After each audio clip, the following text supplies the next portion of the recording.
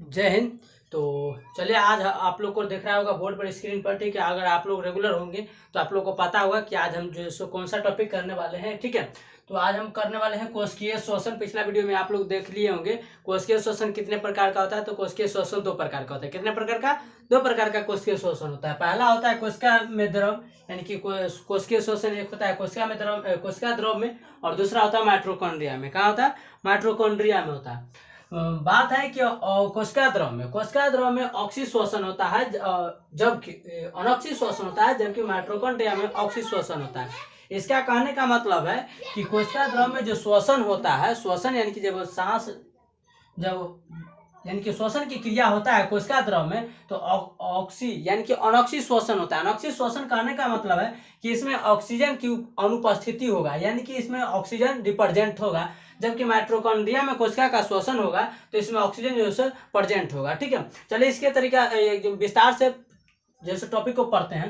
तो कोशिका द्रव में श्वसन, तो यह श्वसन कोशिका द्रव में होता है। क्वेश्चन पूछा जाएगा कि कोशिका द्रव में कैसी श्वसन होता है, तो कोशिका द्रव में अनॉक्सिक श्वसन होता है। ऑब्जेक्टिव आप लोग से प्रश्न पूछा जाएगा कि कोशिका द्रव में कैसी श्वसन की क्रिया होती है, तो अनॉक्सिक श्वसन की क्रिया होती है। और अनॉक्सिक श्वसन क्रिया कहने का मतलब है कि इसमें ऑक्सीजन की अनुपस्थिति होगा। अनुपस्थिति कहने का मतलब है ऑक्सीजन इसमें भाग नहीं लेगा ऐसी क्रिया में, ठीक है। तो यह श्वसन की क्रिया कोशिका द्रव में होता है, यह ऑक्सीजन की अनुपस्थिति में होता है, अतः इसे अनॉक्सी श्वसन भी कहते हैं। क्वेश्चन पूछा जाएगा कि अनॉक्सी श्वसन कहाँ होता है, तो कोशिका द्रव में होता है। कहाँ होता है? कोशिका द्रव में। आप लोग को बता देते हैं कि कोशिका द्रव में अनॉक्सी श्वसन की क्रिया होता है। अनॉक्सी श्वसन की क्रिया, क्वेश्चन पूछेगा कि अनॉक्सी श्वसन की क्रिया किसमें होता है, कोशिकीय श्वसन की कौन से भाग में अनॉक्सी श्वसन की क्रिया होता है, तो कोशिका द्रव में, क्योंकि कोशिका द्रव में श्वसन यानी कि ऑक्सीजन की कोई जरूरत ना है, यानी कि श्वसन की क्रिया में ऑक्सीजन जो है भाग नहीं लेता है। जबकि माइटोकॉन्ड्रिया में श्वसन की क्रिया होता है तो इसमें ऑक्सीजन भाग लेता है, जिसके कारण ऑक्सी श्वसन कहते हैं, ठीक है। तो यहाँ तक क्लियर होगा कि कोशिकीय श्वसन में यह श्वसन की क्रिया है, यानी कि यह एक कैसी है, कोशिका द्रव में श्वसन की क्रिया होने वाली है। यह ऑक्सीजन की अनुपस्थिति यानी कि रिप्रेजेंट में यह श्वसन की क्रिया होती है, ठीक है। आगे है बीज, अतः इसे अनॉक्सी श्वसन कहते हैं। तो अनॉक्सी श्वसन किसे कहते हैं? कोशिका द्रव में। आगे है बीज के बारे में जानते हैं। तो बीज का अंकुरन यानी कि धरती से बीज का निकलना, ठीक है, जीवाणु तथा ईस्ट में अनॉक्सी श्वसन की क्रिया होता है, ठीक है। क्वेश्चन पूछा जाएगा कि बीज का अंकुरन में कौन सी क्रिया होती है, तो बीज का अंकुरन में अनॉक्सी श्वसन की क्रिया, यानी कि कोशिका द्रव में जो ऐसी क्रिया होता है अनॉक्सी, वही क्रिया बीज के जैसे निर्माण में, यानी कि बीज को धरती से भूमि से निकलने में क्रिया होता है। उसके बाद आता है जीवाणु तथा ईस्ट में भी कैसी क्रिया होता है, तो अनॉक्सी श्वसन की क्रिया होता है। ऑब्जेक्टिव आपके यहाँ से पकड़ा जाएगा, ठीक है। कहता है कि कोशिका द्रव अनॉक्सी श्वसन के फलस्वरूप, यानी कि कोशिका द्रव में अनॉक्सी श्वसन क्रिया के समय 4 एटीपी निकलते हैं। कितना है? 4 एटीपी का निर्माण होता है, यानी कि 4 एटीपी बनता है। एटीपी का आप लोग को ऑब्जेक्टिव में जैसे पूरा नाम यानी कि फुल फॉर्म पूछा जाता है, तो एटीपी का जो फुल फॉर्म होता है एडिनोसिन ट्राइफॉस्फेट, इसका फुल फॉर्म होता है। क्या होता है? एडिनोसिन ट्राइफॉस्फेट होता है। बोर्ड पर इसीलिए लिख कर आते हैं, और बोर्ड पर जो है सो पूरा एकदम कहता नहीं है, क्योंकि जो भी जो है इंपोर्टेंट लाइन है ऑब्जेक्टिव और सब्जेक्टिव में काम करने वाला है। अगर आप लोग चाहिएगा तो स्क्रीनशॉट ले सकते हैं, ठीक है। और नहीं तो हम सिर्फ टॉपिक यानी कि लेकर आते हैं, जैसे कोशिकीय श्वसन, और उसके बारे में डिफाइन करके चले जाते हैं, ठीक है। लेकर इसी लाते हैं कि अगर आप लोग देखेगा ध्यान से तो वही लाइन है, वही हर शब्द है जो आपको एग्जाम से ऑब्जेक्टिव बीच बीच से, जैसे कि कोशिका पूछा जाएगा कि कोशिका द्रव में कैसी क्रिया होता है, तो हम लिख सकते हैं अनॉक्सी क्रिया होता है, ठीक है। उसके बाद देखिए यहाँ पर बीज का अंकुरन में कैसी क्रिया होता है, तो अनॉक्सी क्रिया होता है। उसके बाद जीवाणु तथा ईस्ट में कैसी क्रिया होता है, तो अनॉक्सी श्वसन की क्रिया होता है। देखिए यहाँ से कितना ऑब्जेक्टिव निकल रहा है, ठीक है। उसके बाद कहता है कि 4 एटीपी यानी कि निकलते हैं, यानी कि 4 एटीपी का निर्माण होता है। एडीपी का, अगर एटीपी का फुल फॉर्म पूछा जाता है तो एटीपी का जो फुल फॉर्म होता है आपको एडिनोसिन ट्राइफॉस्फेट, तो एटीपी का फुल फॉर्म क्या होता है? एडिनोसिन ट्राइफॉस्फेट, इसका फुल फॉर्म होता है।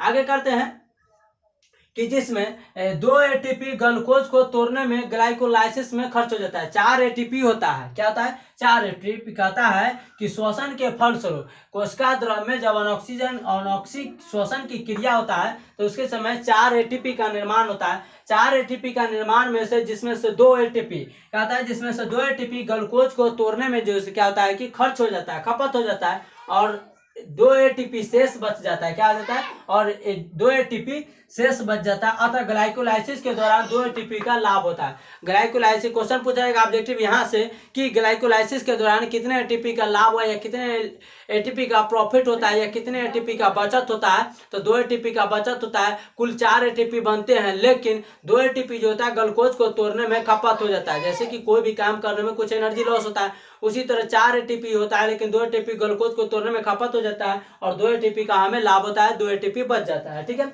आगे करते हैं कि नोट में दिया गया है कि ग्लाइकोलाइसिस के बाद क्रेब्स चक्र प्रारंभ होता है। तो ग्लाइसो क्वेश्चन पूछा जाएगा कि ग्लाइकोलाइसिस के बाद कौन सी क्रिया जो है सो शुरू होता है। तो ग्लाइकोलाइसिस के बाद जो है क्रेब्स चक्र जो है शुरू होता है। क्या होता है, क्रेब्स चक्र शुरू होता है। ग्लाइकोलाइसिस तथा क्रेब्स चक्र के बीच की कड़ी यानी कि एसिटाइल यानी CA कहते हैं। क्या कहते हैं, CA कहते हैं।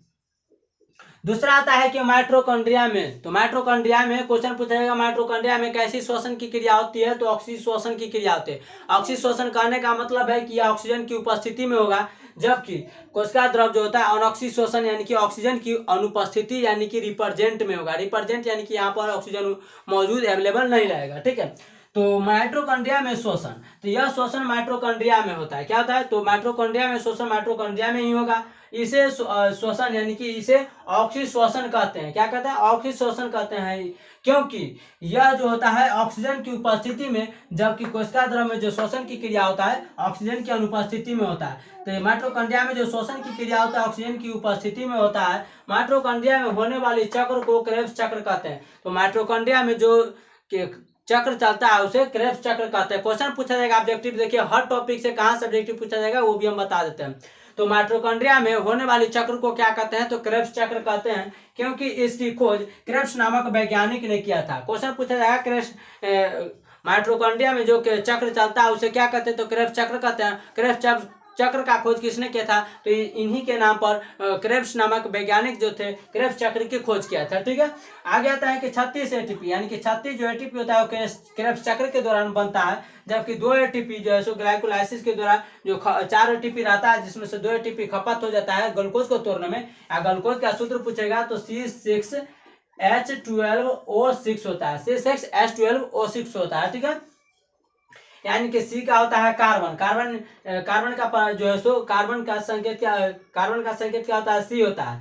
अब हाइड्रोजन क्या होता है, तो 12 गो। हाइड्रोजन का परमाणु संख्या क्या होता है, 1 होता है, और ऑक्सीजन का क्या होता है, तो 8 होता है, और संकेत क्या होता है, होता है, कार्बन का 6 होता है। ठीक है, तो C6H12O6 ऐसे भी कह सकते हैं, कार्बन 6 यानी कि सी 6 गो, हाइड्रोजन 12 गो, H12 और O 6 गो। ठीक है, तो ये होता है C6H12O6 होता है। तो 36 जो होता है क्रेब्स चक्र होता है, और 2 एटीपी होता है, और 2 यानी कि ग्लाइकोलाइसिस से जो ग्लाइकोलाइसिस की क्रिया यानी कि ग्लूकोज जो टूटता है तो 4 एटीपी रहता है, लेकिन 2 ग्लूकोज को तोड़ने में खपत हो जाता है और 2 बचता है, वही ग्लाइकोलाइसिस के दौरान बच जाता है। तो 36 एटीपी पर क्रेब्स चक्र से और 2 ग्लाइकोलाइसिस से, और दोनों मिलकर जो है 38 एटीपी कुल हो जाता है। ठीक है, नीचे दिया गया कि 38 एटीपी मिलकर एक ग्लाइकोज यानी कि एक ग्लूकोज का निर्माण करता है। तो 38 एटीपी मिलकर क्या करता है कि ग्लूकोज का निर्माण करता है, जिसका सूत्र होता है C6H12O6 होता है, और जिससे हमें ऊर्जा मिलता है। क्रेब्स चक्र के दौरान CO2 गैस निकलता है। क्वेश्चन यहाँ से पूछा जाएगा कि क्रेब्स चक्र के दौरान कौन सी गैस निकलता है,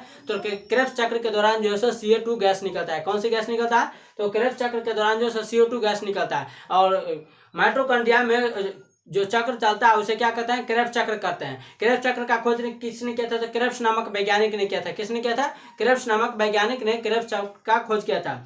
आगे आपको बताता है श्वसनीय पदार्थ, तो वैसा पदार्थ जिनका कोशिकीय वैसा पदार्थ, श्वसनीय पदार्थ किसे कहते हैं, तो वैसा पदार्थ क्या होता है, वैसा पदार्थ जिनका कोशिकीय श्वसन के दौरान अपघटन यानी कि टूटता है और हमें ऊर्जा की प्राप्ति होती है, उसे श्वसनीय पदार्थ कहते हैं। जैसे कि कार्बोहाइड्रेट वसा, यानी कि कार्बोहाइड्रेट टूटता है वसा में, क्या होता है, कार्बोहाइड्रेट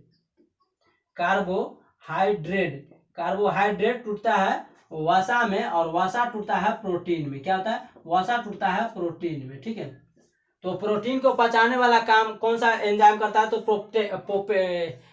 प्रोपेटेन। ठीक है, और वसा को गैस्ट्रिक लाइपेज जो है सो पचाने का काम करता है। क्वेश्चन पूछा जाएगा कि वसा को पचाने का कौन सा एंजाइम जो है काम करता है, तो गैस्ट्रिक लाइपेज, क्योंकि वसा जो होता है लवण चबर होता है, ठीक है। जैसे कि घी क्या हो गया, वसा हो गया, ठीक है। जैसे ना तेलीय चीज होता है वसा होता है, तो वसा का पचाने का काम गैस्ट्रिक लाइपेज करता है। प्रोटीन का पचाने का काम प्रोपेन करता है। क्या करता है, प्रोपेन करता है, ठीक है, प्रोपेन।